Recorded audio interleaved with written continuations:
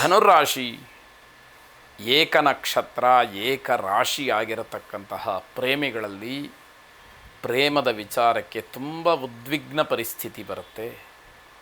ತುಂಬ ದೊಡ್ಡ ಮಟ್ಟದಲ್ಲಿ ತೊಂದರೆಗಳನ್ನು ಮಾಡಿಕೊಳ್ಳುವಂತಹ ಸಾಧ್ಯತೆ ಕಾಣ್ತಾ ಇದೆ. ನಿಮ್ಮ ಆದಾಯ ಹೆಚ್ಚಾಗಿರುತ್ತೆ, ಸ್ನೇಹಿತರ ಜೊತೆಯಲ್ಲಿ ಕಾಲ ಕಳೀತಕ್ಕಂತಹ ಅವಕಾಶಗಳಿರುತ್ತೆ. ಹೀಗೆ ಒಳಿತಿದ್ದಾಗ ಕೆಲವು ಮಾನಸಿಕವಾದಂತಹ ಸಮಸ್ಯೆಗಳನ್ನು ನಾವು ಸರಿಯಾದಂತಹ ರೀತಿಯಲ್ಲಿ ನಿಭಾಯಿಸಬೇಕಾಗತ್ತೆ. ಮನಸ್ಸಿನ ಪ್ರಭಾವ ನಮ್ಮ ಕೆಲಸದ ಮೇಲೆ, ನಮ್ಮ ಸಾಮಾಜಿಕ ಜೀವನದ ಮೇಲೆ ಹೆಚ್ಚಿನ ಪ್ರಭಾವವನ್ನು, ಒತ್ತಡವನ್ನು ಬೀರುವಂಥದ್ದು ಆಗಬಾರ್ದು ಅನ್ನುವಂಥದ್ದು. ಮನಸ್ಸಿನಲ್ಲಿ ಏನೋ ಒಂದು ಉದ್ವೇಗ ಇರುತ್ತೆ. ಮನೆಯಲ್ಲಿ ನಾವು ಅದನ್ನು ಇಟ್ಟುಕೊಂಡು ವರ್ತಿಸೋದಕ್ಕೂ, ಸಮಾಜದಲ್ಲಿ ಸಾರ್ವಜನಿಕ ಕ್ಷೇತ್ರದಲ್ಲಿ ವರ್ತನೆ ಮಾಡೋದಕ್ಕೂ ವ್ಯತ್ಯಾಸಗಳಿರುತ್ತೆ. ಇದೆಲ್ಲವನ್ನು ಸೂಕ್ಷ್ಮವಾಗಿ ಗಮನಿಸಬೇಕಾದಂಥದ್ದು.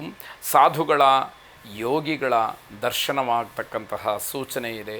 ಅದರಿಂದ ಶುಭವನ್ನು ಕಾಣಲಿಕ್ಕೆ, ಉತ್ತಮವಾದಂತಹ ಮಾರ್ಗದರ್ಶನವನ್ನು ಪಡೀಲಿಕ್ಕೆ ಅವಕಾಶಗಳಾಗತ್ತೆ. ನಿಮ್ಮ ಮಕ್ಕಳ ಮದುವೆ ವಿಚಾರದಲ್ಲಿ ತೊಂದರೆಗಳು, ಸಮಸ್ಯೆಗಳು ಏನೇ ಇದ್ದರೂ ಕೂಡ ಅವೆಲ್ಲ ದೂರವಾಗತಕ್ಕಂತಹ ಒಂದು ಸಂದರ್ಭವನ್ನು ನೋಡ್ತೀರಿ. ನಿಮ್ಮ ಗುರುಗಳನ್ನು ಸ್ಮರಣೆ ಮಾಡಿ. ಯಾರು ನಿಮಗೆ ನಿಜವಾದಂತಹ ಭವಿಷ್ಯಕ್ಕೆ ಬುನಾದಿಯನ್ನು ಹಾಕಿಕೊಟ್ಟಂತಹ ಗುರುಗಳಿದ್ದಾರೆ, ಅವರ ಸ್ಮರಣೆ, ಪ್ರಾರ್ಥನೆಯನ್ನು ಮಾಡಿ, ಅವರನ್ನು ದರ್ಶನ ಮಾಡಲಿಕ್ಕೆ ಅವಕಾಶ ಆದರೆ ದರ್ಶನ ಮಾಡಿ, ನಮಸ್ಕಾರವನ್ನು ಮಾಡಿ. ಶುಭವಾಗಿ. ಮಕರ ರಾಶಿ, ನಿಮಗೆ ಸಂಬಂಧಪಡದೇ ಇರತಕ್ಕಂತಹ ವಿಚಾರದಲ್ಲಿ ನೀವು ಆಪಾದಿತರಾಗ್ತೀರಿ. ಆರೋಪಿಗಳಾದರೂ ಕೂಡ ಹೆಚ್ಚು ಆಶ್ಚರ್ಯಪಡಬೇಕಾದಂಥದ್ದಿಲ್ಲ. ಸ್ವಾಭಾವಿಕವಾಗಿ ದುಃಖ, ಕಣ್ಣೀರು, ಸಿಟ್ಟು ಎಲ್ಲವೂ ಕೂಡ ಏಕಕಾಲದಲ್ಲಿ ಆಗ್ತಕ್ಕಂಥದ್ದಿದೆ. ಮನೆಯಲ್ಲಿ ಚಿಕ್ಕ ಮಕ್ಕಳು ಬಿದ್ದು ಗಾಯವನ್ನು ಮಾಡಿಕೊಳ್ತಕ್ಕಂಥದ್ದು, ಏನೋ ಆತಂಕಕ್ಕೆ ಒಳಗಾಗ್ತಕ್ಕಂತಹ ಸಾಧ್ಯತೆಗಳಿರುತ್ತೆ. ನಿಮ್ಮ ಸ್ವಭಾವ ಶಾಂತವಾಗಿರಲಿ. ಎಲ್ಲವೂ ಕೂಡ ಭಗವಂತನ ಪ್ರಸಾದ ಅನ್ನುವ ಭಾವನೆ ಇದ್ದಾಗ ಮಾತ್ರ ನೀವು ಎಲ್ಲವನ್ನು ಸಹಿಸಿಕೊಳ್ಳೋದಕ್ಕೆ ಸಾಧ್ಯ ಆಗತ್ತೆ. ಇಲ್ಲದೇ ಇದ್ದರೆ ಕಷ್ಟ ಇದೆ ಅನ್ನುವಂಥದ್ದು. ಯಾವುದೇ ಕೆಲಸ ಮಾಡೋದಕ್ಕೂ ಮನಸ್ಸಿರೋದಿಲ್ಲ. ಈ ರೀತಿಯೆಲ್ಲ ಘಟನೆಗಳಾದಾಗ ಯಾವ ಕೆಲಸ ಮಾಡಲಿಕ್ಕೆ ತಾನೇ ಮನಸ್ಸಿರುತ್ತೆ. ಸದ್ಗುರು ದತ್ತಾತ್ರೇಯರನ್ನು ಪ್ರಾರ್ಥನೆ ಮಾಡಿ. ಜಟಾಧರಂ ಪಾಂಡುರಂಗಂ ಶೂಲಹಸ್ತಂ ಕೃಪಾನಿಧಿಂ ಸರ್ವರೋಗಹರಂ ದೇವಂ ದತ್ತಾತ್ರೇಯಮಹಂ ಭಜೆ ಅನ್ನುವಂಥದ್ದು ನಿಮ್ಮ ಪ್ರಾರ್ಥನೆಯಾಗಿರಲಿ. ಶುಭವಾಗಿ. ಕುಂಭರಾಶಿ, ನಿಮ್ಮ ಮಾತಿನಲ್ಲಿ ಸ್ವಲ್ಪ ನಮ್ರತೆ ಇರಲಿ, ವಿಧೇಯತೆ ಇರಲಿ. ದೊಡ್ಡವರನ್ನು, ಯೋಗ್ಯ ಸ್ಥಾನದಲ್ಲಿರತಕ್ಕಂತಹ ವ್ಯಕ್ತಿಗಳನ್ನು ಕಂಡಾಗ ಬಹಳ ವಿನಮ್ರರಾಗಿ ವರ್ತಿಸಬೇಕಾದಂಥದ್ದು ಮುಖ್ಯವಾಗುತ್ತೆ. ಮನೆಯಲ್ಲಿ ಸಾಕು ಪ್ರಾಣಿಗಳಿದ್ದರೆ ಅವುಗಳ ಆರೋಗ್ಯದ ಬಗ್ಗೆ ಸ್ವಲ್ಪ ಗಮನವನ್ನು ಹರಿಸಿ. ಆರೋಗ್ಯ ವ್ಯತ್ಯಾಸ ಆಗ್ಬೋದು. ಸೂಕ್ತ ಸಮಯದಲ್ಲಿ ಸೂಕ್ತವಾದಂತಹ ಚಿಕಿತ್ಸೆಯನ್ನು ಕೊಡಿಸಿ. ಮೂಕ ಪ್ರಾಣಿಗಳಿಗೆ ಆ ವೇದನೆಗೆ ಬೆಲೆಯನ್ನು ಕೊಡಬೇಕಾದಂಥದ್ದು ಮನುಷ್ಯತ್ವ. ಅದನ್ನು ಗಮನಿಸ್ಕೊಳ್ಬೇಕು.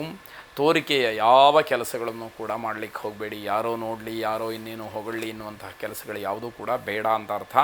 ನೀವು ಆಡ್ತಕ್ಕಂತಹ ಮಾತುಗಳೇ ನಿಮಗೆ ಸ್ಥಾನಕ್ಕೆ ಚ್ಯುತಿಯನ್ನು ತರುತ್ತೆ, ನಿಮ್ಮ ಗೌರವಕ್ಕೆ ಧಕ್ಕೆಯನ್ನು ತರುತ್ತೆ ಅಂತ ಆದರೆ ಮಾನಸಿಕವಾಗಿ ಸ್ಥಿಮಿತತೆಯನ್ನು ಇಟ್ಟುಕೊಂಡು ಸರಿಯಾದಂತಹ ರೀತಿಯಲ್ಲಿ ಮಾತುಗಳನ್ನು ಆಡಬೇಕು ಅನ್ನುವಂಥದ್ದು. ಅಪರಿಚಿತ ವ್ಯಕ್ತಿಗಳ ಮೇಲೆ ನಂಬಿಕೆಯನ್ನು ಇಟ್ಕೊಳ್ಳೋದಕ್ಕೆ ಹೋಗಬೇಡಿ. ಅದು ನಿಮ್ಮ ವೈಯಕ್ತಿಕವಾದಂತಹ ಜೀವನಕ್ಕೆ ಹಾನಿ. ನಿಮ್ಮ ಜೀವನ ಶೈಲಿಯನ್ನು ಸ್ವಲ್ಪ ಮಟ್ಟಿಗೆ ಬದಲಾಯಿಸ್ಕೊಳ್ಳಿ. ಸಿಕ್ಕದವ್ರನ್ನೆಲ್ಲ ತಕ್ಷಣದಲ್ಲಿ ನಂಬಿಡೋದು. ಯಾರೋ ಒಂದು ಒಳ್ಳೆಯ ಮಾತನ್ನು ಆಡಿದ್ರು, ಇನ್ನೇನೋ ಒಂದು ಆಕರ್ಷಣೀಯವಾದಂತಹ ಒಂದು ಸಂದರ್ಭವನ್ನು ಸೃಷ್ಟಿ ಮಾಡಿದರು ಅಂತಾದರೆ ಆ ಕಡೆಗೆ ವಾಲುವಂಥದ್ದು ಇದು ಯಾವುದೂ ಕೂಡ ಬೇಡ. ಕುಲದೇವತಾ ಪ್ರಾರ್ಥನೆಯನ್ನು ಮಾಡಿ. ಇರತಕ್ಕಂತಹ ಅವಘಡಗಳು ಎಲ್ಲವೂ ಕೂಡ ನಿವೃತ್ತಿಯಾಗಲಿ, ದೂರವಾಗಲಿ. ಶುಭವಾಗಿ. ಕೊನೆಯದಾಗಿ ಮೀನರಾಶಿ, ವಿದ್ಯಾರ್ಥಿಗಳು ಓದಿಗೆ ಅವಶ್ಯಕತೆ ಇರತಕ್ಕಂತಹ ಕೆಲವು ಪದಾರ್ಥಗಳ ಖರೀದಿಯಲ್ಲಿ ಮಗ್ನರಾಗಬಹುದು. ಅದರ ಬಗ್ಗೆ ಆಸ್ಥೆಯನ್ನು ತೋರಿಸಬಹುದು ಅಂತ ಅರ್ಥ. ಅಪರಿಚಿತ ವ್ಯಕ್ತಿ ನಿಮಗೆ ಮೋಸ ಮಾಡೋದಕ್ಕೆ ತನ್ನದೇ ಆದಂತಹ ರೀತಿಯಲ್ಲಿ ಪ್ಲಾನನ್ನು ಮಾಡಿಕೊಳ್ತಾ ಇರ್ತಾನೆ. ಅದು ನಿಮ್ಮ ಗಮನಕ್ಕೆ ಬಂದ ತಕ್ಷಣ ತುಂಬ ಎಚ್ಚರಿಕೆಯನ್ನು ವಹಿಸಿ. ತಾತ್ಸಾರ ಮಾಡುವಂಥದ್ದು ಬೇಡ. ನನಗೇನಾಗತ್ತೆ, ನನಗೆಲ್ಲವೂ ಗೊತ್ತು, ನನಗೆ ಬುದ್ಧಿವಂತಿಕೆ ಇದೆ, ನನಗೆ ಅವ್ರು ಗೊತ್ತು, ಇವ್ರು ಗೊತ್ತು, ಯಾವುದೂ ಕೆಲಸಕ್ಕೆ ಬರೋದಿಲ್ಲ ಗ್ರಹಗತಿ ಕೆಟ್ಟಾಗ ಅದರಿಂದ ಎಚ್ಚರಿಕೆಯನ್ನು ವಹಿಸಬೇಕಾಗತ್ತೆ. ಮೂಳೆ ಅಥವಾ ನರಕ್ಕೆ ಸಂಬಂಧಪಟ್ಟ ಹಾಗೆ ಸಮಸ್ಯೆಗಳು ಕಾಡಬಹುದು. ವ್ಯಾಪಾರದಲ್ಲಿ ಹೆಣ್ಣು ಮಕ್ಕಳಿಗೆ, ಸ್ತ್ರೀಯರಿಗೆ, ಮಾತೆಯರಿಗೆ ಮೋಸ ಆಗ್ತಕ್ಕಂತಹ ಸಾಧ್ಯತೆ ಇದೆ. ಕುಟುಂಬದ ವಾತಾವರಣ ಚೆನ್ನಾಗಿದೆ ಅಂತಾದಾಗ ಅದನ್ನು ಹಾಗೆ ಕಾಪಾಡಿಕೊಳ್ಳಿ. ಸಂತೋಷದಿಂದ ಮನೆಯಲ್ಲಿ ಎಲ್ಲರೂ ಇದ್ದರೆ ಅದೇ ರೀತಿ ಸಂತೋಷ ಮುಂದುವರಿಯುವಂತಹ ಪ್ರಯತ್ನಗಳು ನಡೀಲಿ.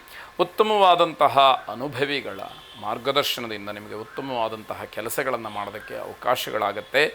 ಮಹಾವಿಷ್ಣುವಿನ ಪ್ರಾರ್ಥನೆಯನ್ನು ಮಾಡಿ. ಶುಭವಾಗಲಿ.